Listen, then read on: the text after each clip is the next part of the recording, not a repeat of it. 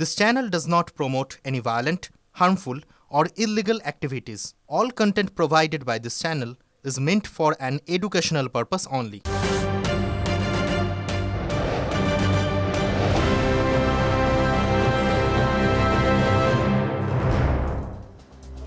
নমস্কার, দেখছেন টিভি9 বাংলা। সম্প্রতি আর শুভজিৎ দাসের সঙ্গে রয়েছি আমি, শুভজিৎ মিত্র। শুরু করছি সন্ধ্যে সুপার প্রাইম টাইম।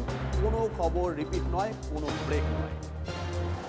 দেখুন, সন্ধ্যে 7টা বাজে। সন্ধ্যে মাফ করবেন, 7 তারিখ আজকে, বাজে হচ্ছে 6টা বেজে 27 মিনিট। আজকেই এসআইআর শুনানির শেষ দিন ছিল, কিন্তু এখনো পর্যন্ত পরিষ্কার নয় যে শুনানি বাড়বে কি বাড়বে না। এর আগে আপনাদেরকে দেখিয়েছিলাম মালদার জেলা শাসক, দক্ষিণ 24 পরগনা জেলা শাসক এবং উত্তর কলকাতার নির্বাচনী আধিকারিক তারা চেয়েছিলেন শুনানির দিন বাড়ানো হোক। সায়ন্ত আমাদের সঙ্গে রয়েছেন, আমাদের সহকর্মী লাইভে। সায়ন্ত, দেখো, আজকে যদি শুনানি বাড়ানো হয়, দিন বাড়ানো হয়, তাহলে 7 দিনের গ্যাপ রাখতে গেলে 14 তারিখে পূর্ণাঙ্গ তালিকা প্রকাশ হবে না, সেটাও পারবে, অনুমান করা যেতে পারে। কিন্তু শুনানির দিন কি পারবে, এখনো পর্যন্ত কি খবর, কি বলছে সূত্র? দেখো, নির্বাচন কমিশনের তরফে যে বর্ধিত সময়সীমা দেওয়া হয়েছিল তার কিন্তু আজ শেষ দিন, অর্থাৎ 7 ফেব্রুয়ারি আজ সেই দিন যেখানে আজ শুনানি পর্ব শেষ হয়ে যাচ্ছে। শুনানির দিনক্ষণ আর বৃদ্ধি হবে কিনা বা বাড়ানো হবে কিনা সেটাই কিন্তু এখন দেখার। ইতিমধ্যে যে নির্বাচন কমিশন সূত্রে খবর, বিভিন্ন জেলার ডিওদের কাছ থেকে কিন্তু রিপোর্ট আসতে শুরু করেছে এবং বিশেষ করে দক্ষিণ 24 পরগনার বগরাহাট, ক্যানিং, বাসন্তী, ভাঙড়, ডায়মন্ড হারবারে বেশ কিছু সেকশনে কিন্তু এখনো শুনানি পর্ব আজ অন্তত শেষ হতে পারছে না, কারণ বহু লোক মানুষ কিন্তু আজও তারা শুনানি পর্বে অংশ নেয়নি বলে রিপোর্টে উল্লেখ করা হয়েছে। একই সঙ্গে বর্ধমান ও উত্তর 24 পরগনার বেশ কিছু অংশ কিন্তু আজকে শুনানি পর্বে বহু মানুষ আসেনি বলেও ডিওর তরফে রিপোর্ট দেওয়া হয়েছে। এই আরও তরফে কিন্তু আগে থেকে জানানো হয়েছিল যে পশ্চিমবঙ্গের বিশেষ করে দক্ষিণবঙ্গের দিকে বহু জেলার শুনানি পর্বে বহু মানুষ অংশ নেয়নি। সব মিলিয়ে দেখা যাচ্ছে এখনো পর্যন্ত বহু মানুষের এই শুনানি পর্বে অংশ নেওয়া বাকি। তারা কেন আসছেন না সেটা নিয়ে মূলত দিশাহীন নির্বাচন কমিশন। স্বাভাবিকভাবেই এই পরিস্থিতির মধ্যেই নির্বাচন কমিশন এই শুনানি পর্বের দিনক্ষণ আর বাড়াবে কিনা সেটাই কিন্তু এখন দেখার। ইতিমধ্যেই সিইও এবং বিশেষ স্পেশাল অবজারভার তারা নিজেদের মধ্যে আলোচনা করছেন। তারা কিন্তু ছোট করে সিদ্ধান্ত জানাবেন এবং সিদ্ধান্ত এখনো অনেকগুলো জায়গায় অনেক জেলা শাসক বলছেন যে তারা যেন শুনানির দিন বাড়ানো হয়। এটা কি কারণে? মানুষের স্বতঃস্ফূর্ততার অভাব, হাজিরা দিতে যাননি অনেকে, নাকি বিএলও, পিআরও, এইআরও যারা রাজ্য সরকারের কর্মচারী কিন্তু ভোটের কাজ করছেন এই মুহূর্তে, তাদের কোথাও কোনো গাফিলতি ছিল? দেখো, নির্বাচন কমিশন সূত্রে খবর যে বহু মানুষ যাদের নোটিশ পেয়েছেন কিন্তু আসেননি, তারা মূলটাকে গুরুত্বই দিচ্ছেন না। তারা কোথাও না কোথাও মনে করছেন যে এই ব্যাপারে তারা অনেকে এখানে থাকেন না বা অনেকে নোটিশ পেয়ে তারা আসার চেষ্টাও করছেন না। এমনকি নির্বাচন কমিশন বা বিএলওর তরফে কিন্তু বারবার তাদেরকে এই ব্যাপারে অ্যালার্ট করা হয়েছে, তারপরেও তারা কিন্তু শুনানি কেন্দ্রে আসেননি। স্বাভাবিকভাবেই কোথাও না কোথাও বলছিল যে সিইও দপ্তরে বৈঠকের পর বৈঠক, এটা স্বাভাবিক বৈঠক হয়েই থাকে। দেখা যাক যে নির্বাচন কমিশনের তরফ থেকে রাত 12টা পর্যন্ত, মানে 12টা আজকের 7 তারিখটা শেষ হয়ে যাবে, রাত 12টার মধ্যে কোনো কিছু জানানো হয় কিনা যে আজকেই শেষ হলো শুনানি, নাকি এটা দিন বাড়ানো হবে, বাড়ানো হলে কতদিন সেটাও জানা যাবে একটু পরে। না, আমরা রিপোর্ট চেয়েছিলি সব ডিও থেকে, এখন রিপোর্ট আসছে, সংগ্রহ করে তারপরে দেখবো আমরা। না, কোনো ডিও 10 দিন থেকে সময় চাইনি, আমার নলেজে নেই। দেখা যাক আগে সঙ্গে। আমার এখানে আসানসোল দক্ষিণ থেকে 39-40 হাজার নাম বাদ গেছে। এটা কাদের নাম বাদ গেছে, এটা সরকারের পক্ষের নাম বাদ গেছে না বিরোধী পক্ষের নাম বাদ গেছে, টিএমসির নাম বাদ গেছে, টিএমসি ভোটার না বিজেপি ভোটার, সেটা বলা খুব মুশকিল, কারণ যার কাছেই ডকুমেন্ট থাকবে না তার নাম বাদ যাবে। সুতরাং আমরা কিন্তু তাতে কোনো চিন্তিত নয়, কারণ আমরা এই ক্লেন্সিং, এই যে সাংবিধানিক যে প্রক্রিয়া বা গণতান্ত্রিক প্রক্রিয়া যেটা হচ্ছে এবং এর আগেও ভারতবর্ষে হয়েছে, আমরা চাই সেটা হোক। পুরোটাই রাজনীতি করা হচ্ছে, গোটাটাই রাজনীতি করা হচ্ছে, পুরোটাই রাজনীতি। এসআইআর এর এই পদ্ধতি হঠকারী, অদূরদর্শী, অবৈজ্ঞানিক, রাজনৈতিক উদ্দেশ্য প্রণোদিত পদ্ধতিটাই মানুষকে চাপিয়ে দেওয়া হয়েছে মৃত্যুর মিছিল এবং হয়রানি। গোটাটাই রাজনীতি। তবে আমাদের শীর্ষ নেতৃত্ব গোটাটার উপর নজর রেখেছেন, কি দাঁড়ায় সেই অনুযায়ী যথাযথ সিদ্ধান্ত নেবেন। বাড়িতে গিয়ে যেভাবে অন্যান্য বার এসআইআর হয়েছে তেমন করে যদি তালিকা মেলাবার ব্যবস্থা করতো তাহলে বোঝা যেত যে ইনি নেই, ইনি আছেন, ইনি এখনো ভোটের জন্য অধিকারী, ইনি এখন প্রয়াত হয়েছে। এত ঝঞ্ঝাটের দরকার ছিল না, অনেক কম সময়ে ভালো করে কাজটা হতে পারতো। অসৎ উদ্দেশ্য বলে এইসব করেছে। আলটিমেটলি 14 তারিখ বোঝা যাবে 32 লক্ষের 4 লাখ মতন আসেনি, 10% 12% কিছু একটা। অবশ্যই তার নামটা নিশ্চয়ই থাকবে না, 58 লক্ষ বাদ গেছে। আর এর বাইরে বানান ধারণের জন্য গন্ডগোল যা করতে চায় দিল্লি, সেটা করলে বিপত্তি বাড়বে। এসআইআর এর মধ্যে এবার বিস্ফোরক অভিযোগ শুভেন্দু অধিকারী, বিরোধী দলনেতা। তিনি কি অভিযোগ করছেন? যে একাধিক মাইক্রো অবজারভারের সই জাল করা হয়েছে। এর পাশাপাশি বাদুড়িয়া কাণ্ড নিয়ে তীব্র নিন্দা সরকার পক্ষে। তৃণমূল সরকারের তীব্র নিন্দা করেছেন তিনি, বলেছেন এখন গুন্ডাদের হাতে বাংলা। আপনার আমার কাছে স্পেসিফিক তথ্য আছে। নন্দিনী চক্রবর্তী গতকাল এবং গত পরশু জেলা শাসকদের ফোন করে বলেছেন ভালো বাজেট করেছেন মুখ্যমন্ত্রী এবং অ্যান্টি ইনকামবেন্সি কেটে যাচ্ছে, ইলেকশন কমিশন কিছু করতে পারবে না, আপনারা শোনার দরকার নেই, কোনো কথা শোনার দরকার নেই। এমনকি আজকে সিওর কাছে আমি অভিযোগ করেছি উত্তরকাঠি বিধানসভা কেন্দ্র, সেখানে বুথ নাম্বারও বলে দিচ্ছি, সেখানে মাইক্রো অবজারভারের সই জাল করা হয়েছে। তিনি যে ডাউটফুল ভোটারদের রেড ফ্ল্যাগ লাগিয়ে দিয়েছিলেন তাকে গ্রিন করে দেওয়া হয়েছে। তো এখানে একদিকে প্রশাসনের চুরি দুর্নীতি, তাকে নেতৃত্ব দিচ্ছেন চিফ সেক্রেটারি নন্দিনী চক্রবর্তী, অন্যদিকে গুন্ডাদের নেতৃত্ব দিচ্ছেন গুন্ডাদের নেত্রী, ধর্ষকদের নেত্রী মমতা।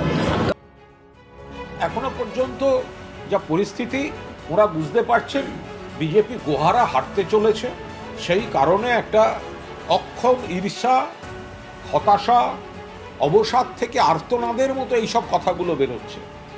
যতই করো হামলা আবার জিতবে বাংলা, যতই করো হামলা আবার জিতবে মমতা বন্দ্যোপাধ্যায়ের নেতৃত্বাধীন বাংলা। সেই জায়গায় দাঁড়িয়ে এখন নানা ধরনের ছুতো, নানা ধরনের নাচতে না জানলে উঠোন বাঁকা, এখন ওইসব চলছে।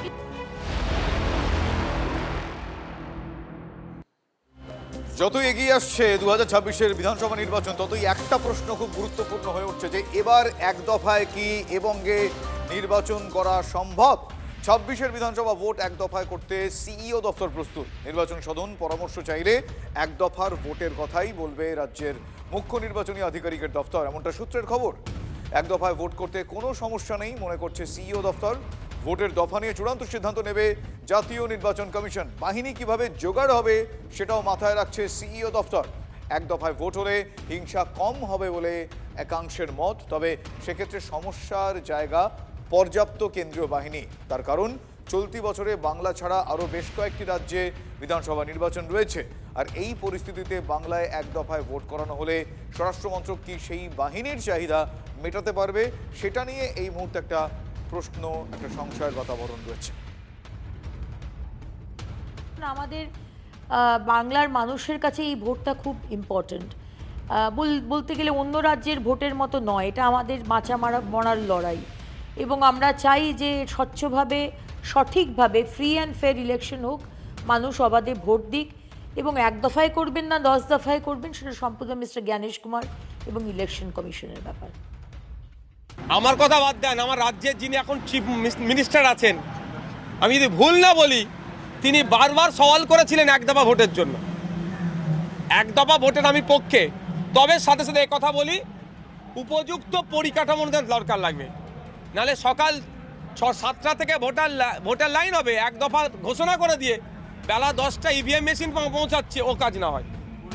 পর্যাপ্ত পরিমাণে ফোর্সও দিতে হবে, সেই ফোর্সের কি অ্যারেঞ্জমেন্ট করতে পারবে? শুধু এক দফা যতটা বলতে সহজ, ততটাই কিন্তু করতে কঠিন হবে। এই ভোট করে না পড়াশোনা, না শিক্ষা দীক্ষা, না কাজ কাম, সব লাটে উঠে যায়। অল্প দিনের মধ্যে ভোট হোক, পাঠ শেষ। বাংলায় যত দফাতেই ভোট হোক বিজেপি প্রস্তুত রয়েছে, কিন্তু ভোট গ্রহণ কেন্দ্রের ভেতরে এবং বাইরে পর্যাপ্ত কেন্দ্রীয় বাহিনী না থাকলে অবাধ এবং সুষ্ঠু নির্বাচন সম্ভব নয়, বলছেন কেন্দ্রীয় শিক্ষা প্রতিমন্ত্রী সুকান্ত মজুমদার। দফায় হবে না 5 দফায় হবে আমরা জানি না, এখনো পর্যন্ত আমাদের কাছে সরকারি কোনো কমিউনিকেশন বা ইলেকশন কমিশনের কোনো কমিউনিকেশন আসেনি। যত দফাতেই হোক ভারতীয় জনতা পার্টি তৈরি আছে, কিন্তু আমাদের দাবি হচ্ছে প্রত্যেকটি বুথে, বুথ প্রেমিসেসের মধ্যে এবং বাইরে পর্যাপ্ত পরিমাণ কেন্দ্রীয় বাহিনী, এবং কেন্দ্রীয় বাহিনী যদি কম হয় তাহলে অন্য রাজ্যের পুলিশ যেন থাকে। পশ্চিমবঙ্গ পুলিশের উপর ভরসা করে এখানে ভোট করানো যাবে না। 8 দফায় হয়নি, 7 দফায় হয়নি, এবার নতুন ইশারা এসছে প্রভুর, তাই প্রভুর ইশারা যখন এসছে ভৃত্য নাচন কদল শুরু করে দিয়েছে। 1 দফায় ভোট, আরে ভাই 1 দফা হোক বা 7 দফা বা 8 দফা, বাংলার মানুষ যখন রেজাল্ট বেরোবে তোমাদের দফা রফা করে রেখে দেবে। কারণ যারা বাঙালিকে হয়রানির লাইনে দাঁড় করিয়েছে, বাংলা ভাষায় কথা বললে বাংলাদেশি তকমা দিয়ে অসভ্যতা করেছে, বাঙালির খাদ্যাভ্যাসে হাত দিয়েছে, বাঙালিকে টার্মাইট উইপোকা বলেছে, বাংলা প্রস্তুত হয়ে রয়েছে প্রতিটা অপমান, প্রতিটা জিনিসের বদলা ইঞ্চিতে ইঞ্চিতে বুঝে নেওয়ার জন্য। 1 দফা হোক বা 8 দফা, বাংলা বিজেপির করবে দফা রফা।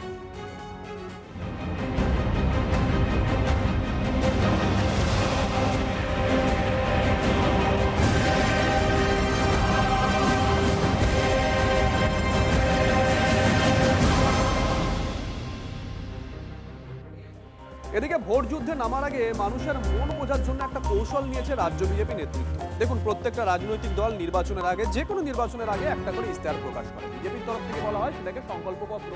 বিজেপি আগামীতে নিশ্চয়ই সেটা প্রকাশ করবে, কিন্তু তার আগে জনমত সমীক্ষায় রাজ্য বিজেপি নেতৃত্ব কি কৌশল নিয়েছেন তারা? যে ড্রপ বক্সগুলো দেখছেন, এই ড্রপ বক্স এবং গাড়ি, বিভিন্ন বিধানসভায় ঘুরবে বিজেপির বিভিন্ন গাড়ি, সেখানে এসে সেখানে রাখা ড্রপ বক্সে সেখানকার মানুষ তাদের অভাব, অভিযোগ, চাহিদা, সেটা দুর্নীতি নিয়ে হতে পারে, সেটা আইন শৃঙ্খলা নিয়ে হতে পারে, সেটা চাকরি বাকরি নিয়ে হতে পারে, তাদের মতামত সেখানে জানাবেন সাধারণ মানুষ। এভাবেই কিছুটা জনসংযোগও সাধতে চাইছে বিজেপি নেতৃত্ব। তো এই মুহূর্তে পশ্চিমবঙ্গে যে সরকারটা আছে সেটা জীবন্ত জীবাশ্ম, লিভিং ফসিল। পরিবর্তন শুধু অবশ্যম্ভাবী নয়, পরিবর্তন নিশ্চিত হয়ে গেছে। কিন্তু একটা নতুন সরকার তৈরি করবার লক্ষ্যে আমাদের পরিকল্পনা নিয়ে আমরা মানুষের সামনে আসছি। কিন্তু আমরা বলছি যে আমাদের যে সংকল্পপত্র হবে, যা নিয়ে আমরা মানুষের সামনে নির্বাচনে যাব, সেটা যেন সর্বব্যাপী হয় এবং সর্বস্পর্শী হয়। তার লক্ষ্যে আমরা সংকল্পপত্র পরামর্শ অভিযান শুরু করছি। আগামী 18 তারিখ পর্যন্ত পশ্চিমবঙ্গে এই ধরনের পরামর্শ দেওয়ার জন্য ড্রপ বক্স থাকবে। 1000টি জায়গায় এই ড্রপ বক্স থাকবে। 17 এবং 18 তারিখে আমরা এটা করব কলকাতা শুধু কলকাতার জন্য। বাদবাকি আজ থেকে এটা শুরু হয়ে যাচ্ছে এবং আগামীকাল থেকে সমস্ত জায়গায় এই ড্রপ বক্স পৌঁছে যাবে।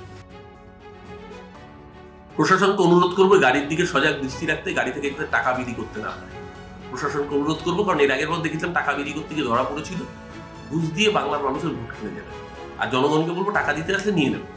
এমনিতে আপনাদের টাকা মেরে দিয়েছে, 15 লাখ টাকা করে ব্যাংকের অ্যাকাউন্টে দেবে বলেছিল। প্রশাসনকে বলবো সজাগ থাকতে, যাতে টাকা দিয়ে ভোট কিনতে না পারে। আর জনগণকে বলবো যদি টাকা দিতে আসে নিয়ে নেবেন, ভোটটা আপনি তাকেই দেবেন যারা আপনাকে হয়রানি করেছে, তার বিরুদ্ধে লাইনে দাঁড়িয়ে তাদের জবাবটা বাংলার মানুষ 2026-এর ভোটে দেবে বিজেপিকে নিশ্চিন্ত করে।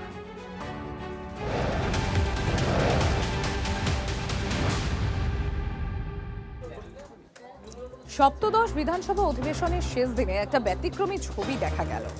যৌথ যে ফটো সেশন, সেই যৌথ ফটো সেশনটাই হলো না এদিন। কেন? কারণ শেষ দিনে বিধানসভায় ছিলেন না মুখ্যমন্ত্রী, বিরোধী দলনেতা কেউই। প্রদীপ্ত রয়েছেন আমাদের সঙ্গে। প্রদীপ্ত, তাহলে তো একটা প্রথাভঙ্গ হলো।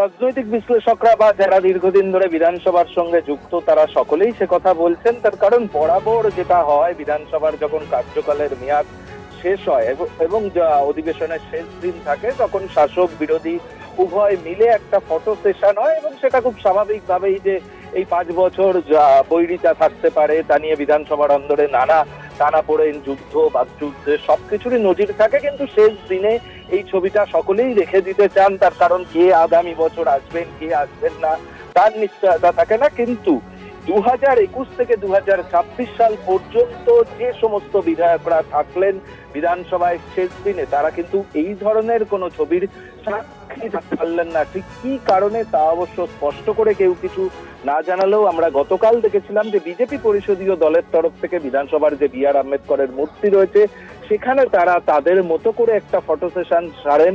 কিন্তু শাসক দলের তরফ থেকে শুধুমাত্র নয়, সামগ্রিক ভাবেও একটি ছবি ওঠে বরাবরই সেই কথা বিধানসভা দেখেছে। কিন্তু এবার 2021 থেকে 2026 সাল পর্যন্ত যে সপ্তদশ বিধানসভা শেষ হলো আজ, সেখানে কোনো ফটো সেশন বা কোনো ছবি অন্তত সকলের জন্য তুলে রাখা বিধানসভায় হলো না। কি কারণ, সেটার উত্তর অবশ্য রাজ্যের শাসক দল বা বিরোধী দল তারাই দিতে পারবে। একেবারেই প্রদীপ্ত, তুমি আমাদের সঙ্গে থাকো। আপনাদের আরো একবার জানাই, সপ্তদশ বিধানসভা অধিবেশনের শেষ দিনে ব্যতিক্রমী ছবি সব বিধায়ককে নিয়ে হলো না যৌথ ফটো সেশন। আপনাদের দুটো ছবি এই মুহূর্তে আমরা দেখাচ্ছি। একটা 2021-এর বিধানসভা অধিবেশনের শেষ দিনে যে যৌথ ফটো সেশন, সেই ছবি দেখছেন, এবং তার পাশে আরও একটা ছবি আপনাদের দেখাচ্ছি। গতকাল বিজেপির পরিষদীয় দল তারা একটা ফটো সেশন করেন ডক্টর বি আর আম্বেদকরের মূর্তির সামনে, সেই ছবি দেখাচ্ছি। কিন্তু সপ্তদশ বিধানসভা অধিবেশনের সেই শেষ দিন অর্থাৎ আজকের দিনে ব্যতিক্রমী ছবি সব বিধায়ককে নিয়ে যে ফটো সেশন, সেটাই হলো না, কারণ এই শেষ দিনে বিধানসভায় ছিলেন না মুখ্যমন্ত্রী, বিরোধী দলনেতা।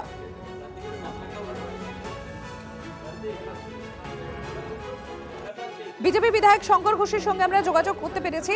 শঙ্কর বাবু, সপ্তদশ বিধানসভা অধিবেশনের শেষ দিন কিন্তু যৌথ যে ফটো সেশন সেটাই তো হলো না, কোথাও কি প্রথাভঙ্গ হলো না? এইবারে বিধানসভায় আমি প্রথমবারের বিধায়ক। ইতিহাসের সাথে পরিচয় না থাকলেও আমি যেটা বলবো সেটা হচ্ছে প্রথা মেনে কিছু হয়েছে, এবং বিশেষ করে শেষ অধিবেশনে যেটা হলো সেটা অধিবেশন না সার্কাস, সেটাই আমি বুঝতে পারিনি। প্রায় 3-4 বার বিএ কমিটির মিটিং তার তারিখ সময় পরিবর্তন করা হয়েছে। সদনের ভেতরে যখন যে যা ইচ্ছে শাসক পক্ষের তারা করেছে। ফলে আমার মনে হয় পরিবেশ পরিস্থিতি ছিল না বলেই শাসক দলের পক্ষ থেকে সেই উদ্যোগ নিতে দেখা যায়নি। তারা জানেন তাদের এবার আর বিদায় বেলা আসন্ন, ফলে বিদায় বেলায় ছবি আর তারা ধরে রাখতে চাননি, এই কারণেই হয়তো ফটো সেশন করেন। ধন্যবাদ শঙ্কর বাবু। কেমন কাটলো? মানুষ আমাকে ভোট দিয়েছে। 5 বছর ধরে মানুষকে যতটা পারি আমি পরিষেবা দেওয়ার চেষ্টা করেছি, সাহসের সঙ্গে, সততার সঙ্গে। ব্যাস, আমার কোনো আক্ষেপ নেই। আমি 5 বছর মানুষ আমাকে দায়িত্ব দিয়েছিল, আমি যথাযথ দায়িত্বটা পালন করেছি। জীবন অনেক রকম পথ ধরে হাঁটতে হয়েছে, এটাও একটু হেঁটে নিলাম 5 বছর। আবার আমি দেখব নতুন কোনো পথ, নতুন কোনো মত দেখব। নতুন কোনো পদ বা মত কেন? আপনি কি বিধানসভায় প্রতিদ্বন্দ্বিতা করবেন না? আমার করে না করায় তো কিছু যায় আসে না। দল কি ভাবছে আমাকে সেটা নিয়ে তো আর আমি জানি না। দল যদি আপনাকে প্রার্থী করে আপনি লড়বেন? ওই প্রশ্নটা এখন থাক, দল যেটা করবে সেটা দেখা যাবে। তো যদি আমি বিধায়ক আর নাই হই, তো আমার লেখাটা তো আছে, সেটাই আমি করব। বিধায়ক হবেন না এরকম কোনো পরিস্থিতি? জানি না কিছু, বহুজনের নাম বাদ যাবে, তার মধ্যে আমার নাম আছে কিনা জানি না। বিধানসভায় পরিষদীয় মন্ত্রীর মাইক বন্ধ করলেন স্পিকার মাইকে বন্ধ করায় ক্ষুব্ধ মন্ত্রী শোভনদেব চট্টোপাধ্যায়। বক্তা তালিকায় শোভনদেবের নাম ছিল না বললেন স্পিকার। শোভনদেবকে সময় দিতে স্পিকারকে অনুরোধ করেন অরূপ বিশ্বাস। আপনি আমাকে চাপ দিতে পারেন না বলে ওঠেন স্পিকার। যদিও এরপর নজিরবিহীনভাবে পরিষদীয় মন্ত্রীর ঘরে যান স্পিকার।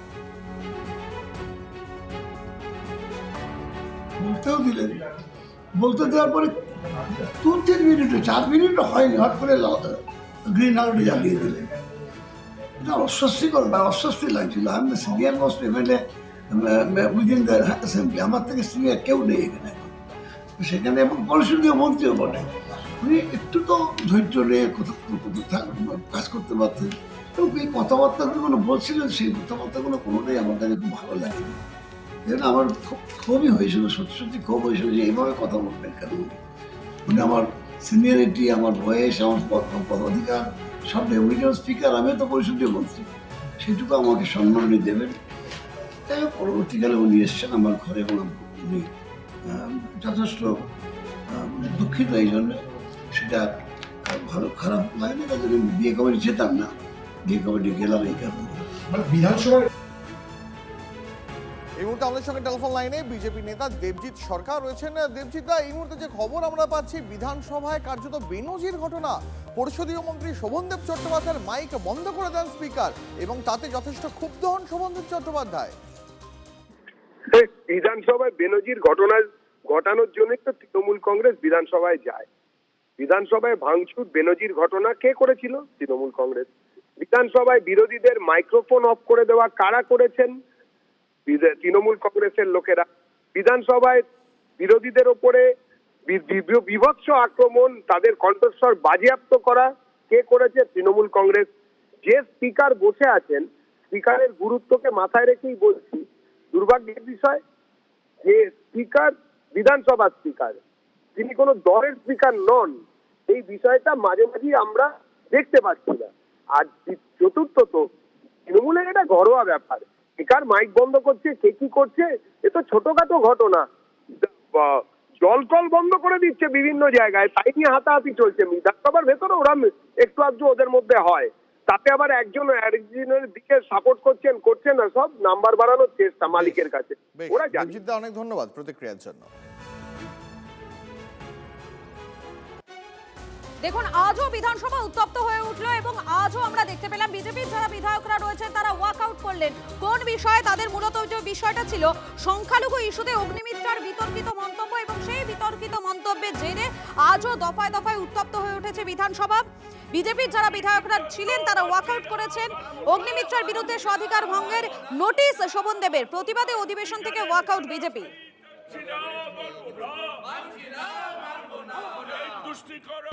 এই তৃণমূলের সরকার, মমতা বন্দ্যোপাধ্যায়ের সরকার তুষ্টিকরণের সরকার।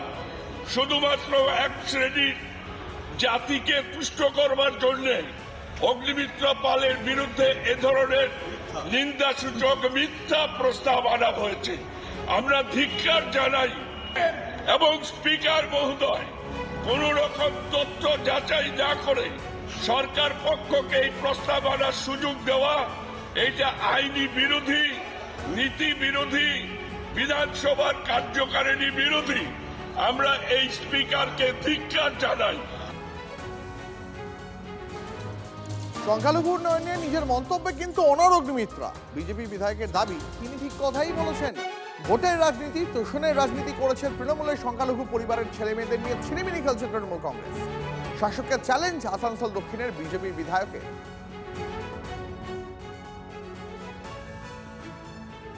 আমি যেটা বলেছি সেটা আমি সত্য কথা বলেছি। আমি সংখ্যালঘু সম্প্রদায় নিয়ে কোনো কথা বলিনি। আমি তৃণমূল পার্টিকে নিয়ে বলেছি, এই সরকারকে নিয়ে বলেছি যে তারা ভোট ব্যাংকের রাজনীতি করতে করতে, তোষণের রাজনীতি করতে করতে আমাদের রাজ্যের যে সংখ্যালঘু সম্প্রদায়ের ছেলেমেয়েরা তাদের জীবন নিয়ে ছিনিমিনি খেলছে। ওই পার্টির মধ্যে নিন্দা প্রস্তাব আনলেন না তো? যখন আপনার বিধায়ক হুমায়ুন কবির বলল আমরা 70%, ওরা 30%, কচু কাটা করে ভাগীরথীতে ভাসিয়ে দেবো, এনেছিলেন নিন্দা প্রস্তাব? তখন ভুলে গেছিলেন বোধহয়। আমি চ্যালেঞ্জ ছুড়েছি। এত বড় বড় কথা যিনি বলছেন না, ফিরাদ হাকিম মহাশয়, সিদ্দিকুল্লাহ চৌধুরী মহাশয়, আপনাদের চ্যালেঞ্জ করছি, এই 15 বছরে পশ্চিমবঙ্গের বিভিন্ন মাদ্রাসা থেকে কতজন doctor, engineer, CA, advocate, IAS, IPS, scientist বেরিয়েছে, একটা শ্বেতপত্র বের করুন। আর কতজন সংখ্যালঘু সম্প্রদায় থেকে আজকে অন্ধকার জগতে আপনারা ঠেলে দিয়েছেন, আপনাদের জন্য হয়েছে, তার একটি শ্বেতপত্র ব্যবহার করুন। কি মুসলিম, কি খ্রিস্টান, কি শিখ, সবাইকে শুধু ব্যবহার করেছেন নিজস্ব এজেন্ডার জন্য। কালকে আপনাদের আমি এক্সপোজ করে দিয়েছি। অগ্নিমিত্রার মন্তব্যের বিরোধিতা করে বিজেপি তৃণমূলকে একযোগে আক্রমণ করেছেন নওশাদ সিদ্দিকী। কি বলেছেন তিনি, শোনাবো। প্রথম কথা বলছি, উনি জানেন না, ওনার কাছে তথ্য নাই। পশ্চিমবাংলা সরকারের আইএস আছেন, আইপিএস আছেন, পশ্চিমবাংলা অলরেডি ডিউটি করছে, ডিএসপি আছেন, বিসিএস অফিসার প্রচুর আছেন, যাদের মাদ্রাসা ব্যাকগ্রাউন্ড আছে। প্রশ্ন হচ্ছে চিন্তা ভাবনার মানসিকতা। শিক্ষা প্রতিষ্ঠান সম্পর্কে কুরুচিকর মন্তব্য করে রাজনৈতিকভাবে বেঁচে থাকতে চাইছে এরা। এই বিজেপি তৃণমূল মূলে বাংলার মানুষকে গোমরাহ করছে, ভুল পথে পরিচালিত করছে। এখন দেখার বিষয় রাজ্য প্রশাসন মাননীয় বিধায়ক মহাশয়ের বিরুদ্ধে কি ব্যবস্থা গ্রহণ করে।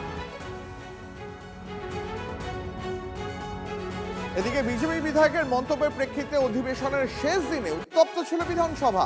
স্বাধিকার ভঙ্গের নোটিশ আনেন পরিষদীয় মন্ত্রী শোভনদেব চট্টোপাধ্যায়। গতকাল সংখ্যালঘু ও মাদ্রাসা শিক্ষা করে একটা বিল ছিল, তাতে কিছু বেশি টাকা ধরা ছিল, অন্যান্য দু একটি সাবজেক্টের থেকে একটু বেশি টাকা ধরা ছিল। এইটাকে কটাক্ষ করতে গিয়ে এমনি একটা অত্যন্ত নিম্নমানের একটি কথা ব্যবহার করলে, শব্দ ব্যবহার করলেন যে এইসব টাকা দেওয়া হচ্ছে মানে এখানে সমাজ বিরোধী তৈরি হবে, ক্রিমিনাল তৈরি হবে। এটা বলা মানে মুসলিমদের এত টাকা দেওয়ার অর্থ হলো এটা কি ক্রিমিনাল তৈরি হবে। এই যে কথাটা উনি বললেন, এটা এই সভাতে অন্তর্ভুক্ত একগাদা মুসলিম বিধায়ক আছে, সেইখানে ধরে এই ধরনের একটা অশালীন কথাবার্তা বলা বিধানসভার অভ্যন্তরে মানে গোটা হাউসের প্রত্যেকটি সদস্যকে অপমান করেছে, অসম্মান করেছে। সেই জন্য তার বিরুদ্ধে আমরা আজকে প্রিভিলেজ মোশন করলাম। সরকারের ভূমিকায় সমালোচনা করে এদিন বেশ কিছুক্ষণের জন্য ওয়াকআউট করে বিজেপি। সুকান্ত মজুমদারের খোঁচা, তৃণমূল কংগ্রেসের তোষণের রাজনীতি ভরসা। শোভনদেব চট্টোপাধ্যায়দের কাজ নেই, তাই করছে, মুসলিম তোষণ করার চেষ্টা করছে। উনি কি খারাপ বলেছে? মাদ্রাসাতে কি বেরোয় না? কতগুলো প্রমাণ লাগবে? মাদ্রাসাতে থেকে যে উগ্রপন্থী বেরিয়েছে তার কতগুলো প্রমাণ লাগবে? আমরা দিয়ে দেবো। পাকিস্তানে বেরিয়েছে, বাংলাদেশে বেরিয়েছে, ভারতবর্ষে 2-4টে বেরিয়েছে। তো নতুন কি? তো ইউনিভার্সালি প্রুফ।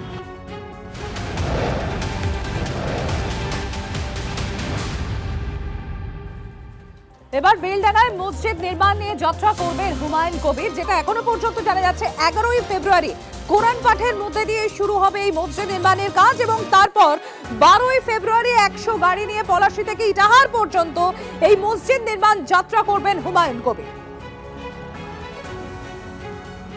12 তারিখ সকাল 9টা থেকে নদিয়ার পলাশী থেকে আমাদের বাবরি যাত্রা শুরু হবে।